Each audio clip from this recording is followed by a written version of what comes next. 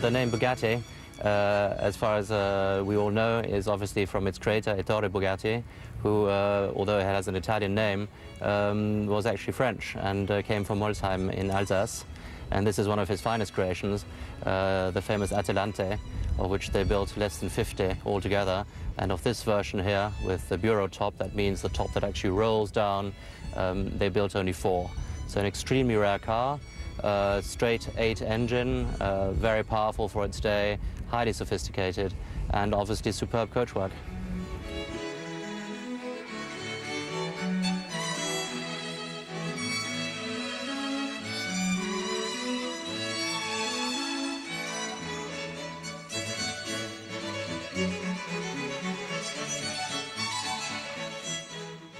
He gave this particular car the name Atalante from the goddess Atalante, who, as you know from the story, always said that she would only marry a man who could run faster than she could, which in the end probably pronounces the speed of this car, its performance of the day.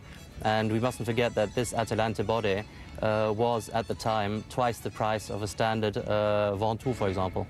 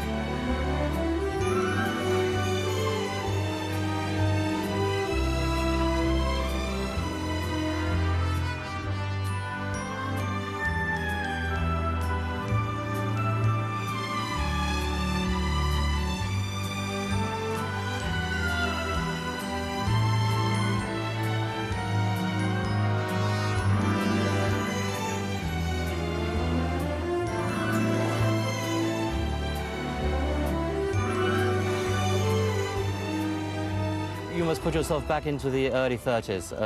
Obviously, Grand Prix heritage from Bugatti, always performance-orientated.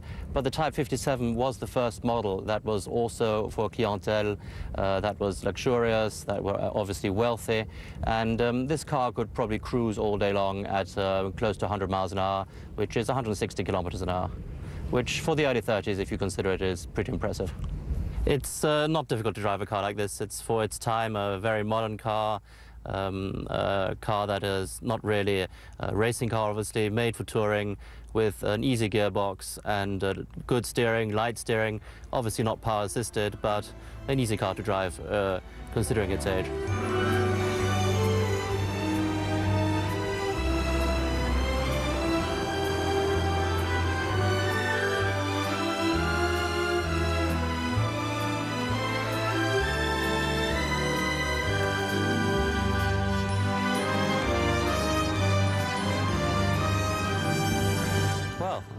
I think that the question of owning a car like this is, first of all, a question of passion for collectors' cars, and also a question of obviously being able to afford it.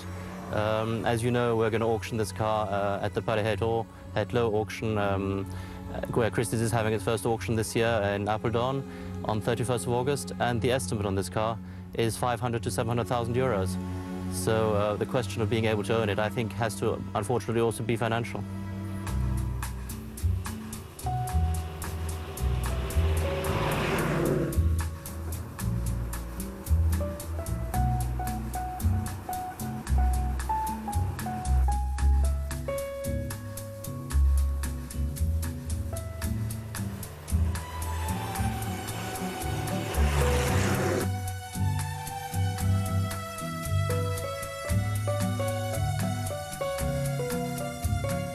Well, for the auction here, obviously at Het-Loo, we expect a lot of Dutch visitors because of the Concours d'Elegance, and also because obviously the auction is being held in Holland. But that doesn't mean there will only be Dutch bidders. there will be bidders from all over the world. We have phone bids, which are live during the auction, at least 10 telephones. We have people that leave commission bids, which means that you can leave a bid before the auction up to a certain amount for a certain lot. So we really have no idea who would be the potential buyer for this car. We obviously have different people who've already shown interest, expressed interest in the car, and they've received information, but they've come from different continents, and the car may well either stay in Europe or go back to America, where it was last shown at Pebble Beach last year, for example. This car here is one of the 50 cars that we're auctioning at Head Low. We also have a few motorcycles, and we have some automobilia. Automobilia being motor car and motorsport related objects like Le Mans posters or specially fitted luggage to cars, trophies, mascots, that sort of thing.